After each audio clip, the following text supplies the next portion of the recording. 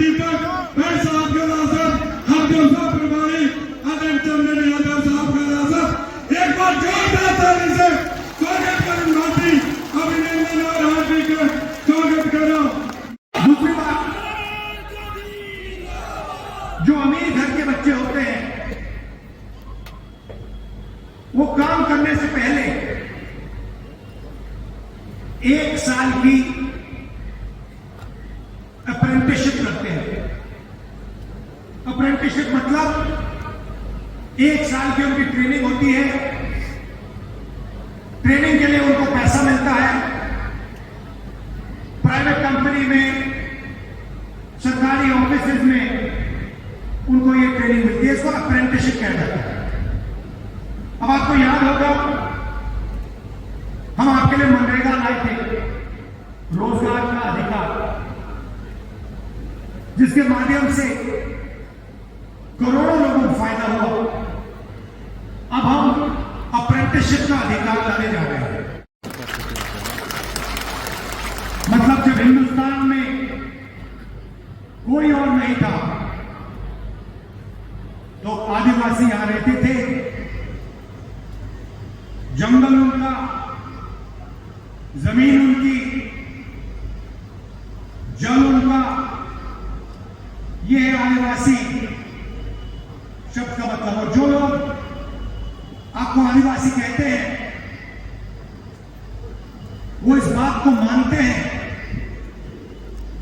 कि हिंदुस्तान के जल, जंगल और जमीन पर आपका हक बनता है और पहला आपका हक बनता है। जो आदिवासी कहते हैं वो आपके धर्म, आपकी भाषा, आपके जीने का तरीका, आपके इतिहास का आदर करते हैं, उसकी रक्षा करते हैं। दूसरी तरफ जो आपको वनवासी कहते हैं वो आपको हिंदुस्तान के हकदार नहीं मानते। हम चाहते हैं कि हिंदुस्तान में आपको भागीदारी मिले, आपको धन मिले, आपके बच्चों को शिक्षा मिले, कॉलेज यूनिवर्सिटी में उनको जगह मिले। ये फर्क है। अब नरेंद्र मोदी हर भाषण में अलग अलग चीजें कहते हैं। कभी समुद्र के नीचे घुस जाते हैं, देखा होगा आपने, देखा ना, समुद्र के नीचे पूजा हो रही है। कोविड होता है, देश को कहते हैं भाइयों और बहनों थाली बजाओ। मतलब ऑक्सीजन नहीं है, सांस नहीं ली जा रही, अस्पताल के सामने लाशों का ढेर पड़ा है और हिंदुस्तान का प्रधानमंत्री कह रहा है थाली बजाओ।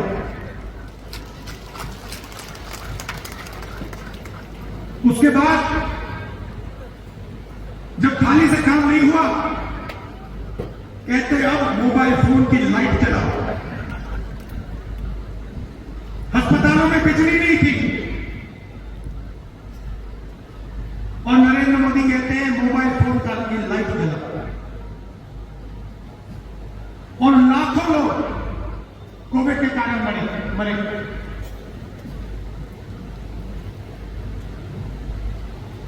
हर प्रदेश से गरीब लोग घर वापस लौटे।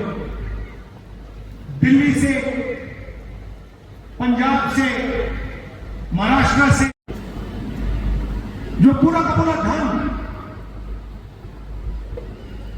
इन्होंने चुने हुए लोगों को दे दिया, किसानों से छीन लिया, मजदूरों से छीन लिया, आदिवासियों से, दलितों से, पिछड़ों से छीन लिया। उसके बारे में कांग्रेस पार्टी क्या करने जा रही है, ये मैं आज आपको बताने जा रहा हूं। हम 5 काम करने जा रहे हैं।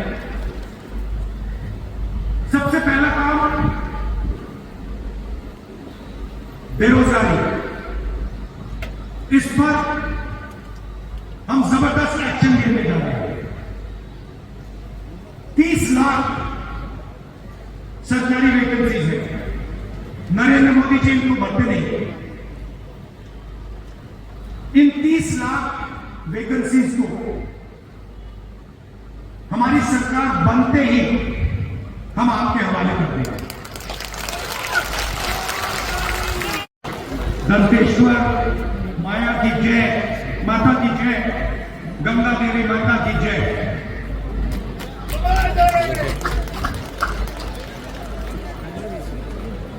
आपके सामने चुनाव है और दो विचारधाराओं की लड़ाई है। एक तरफ कांग्रेस पार्टी, इंडिया अलायंस, जो लोकतंत्र और कॉन्स्टिट्यूशन, संविधान को बचाने के लिए लड़ रहे हैं, और दूसरी तरफ नरेंद्र मोदी जी, अदानी जी, आरएसएस, जो संविधान पर, लोकतंत्र पर आक्रमण कर रहे हैं, संविधान को खत्म करने की कोशिश कर रहे हैं। मोदी जी ने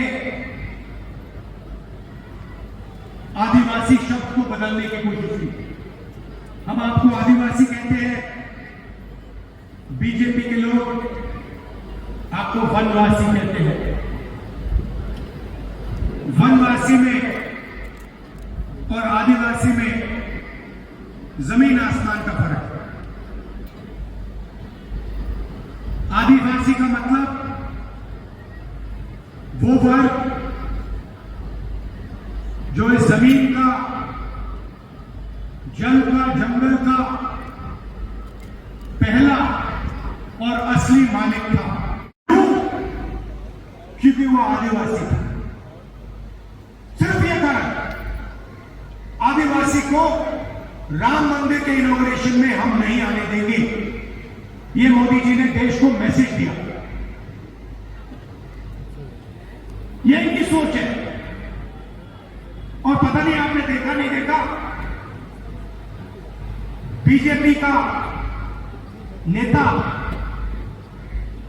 आदिवासी युवा पर पेशाब कर रहा है। देखे, सबने देखा ना, और पेशाब कर रहा है, और फिर उस वीडियो को बीजेपी के लोग पूरे हिंदुस्तान में फैला रहे हैं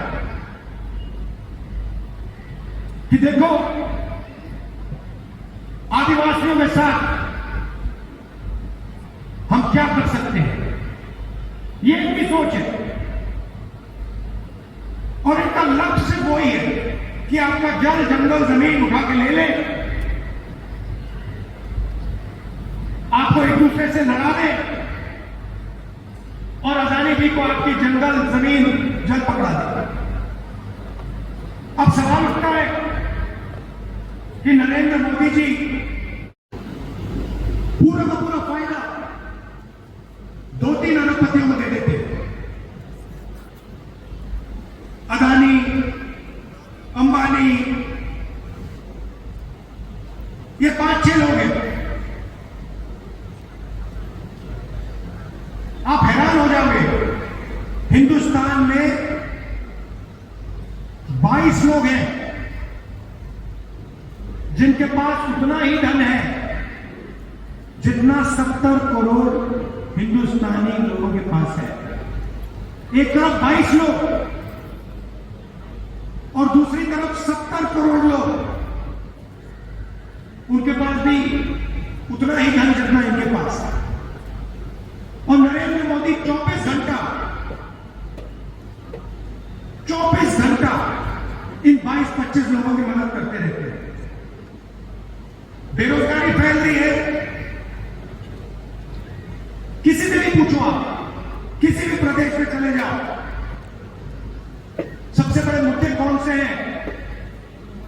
सब लोग आपको कहेंगे बेरोजगारी, महंगाई, भागीदारी, बेरोजगारी, महंगाई, भागीदारी। कभी आपने मीडिया को बेरोजगारी की बात करते हुए देखा? कभी बोलते हैं बेरोजगारी के बारे में? कभी महंगाई के बारे में बोलते हैं? भागीदारी के बारे में बोलते हैं? ये आपको मोदी जी दिखाते हैं, कभी हवाई जहाज में उड़ते हुए, कभी समुद्र के नीचे जाते हुए, कभी मंदिर में पूजा करते हुए। राम मंदिर का उद्घाटन हुआ, हिंदुस्तान की राष्ट्रपति आदिवासी है, उनको कहा गया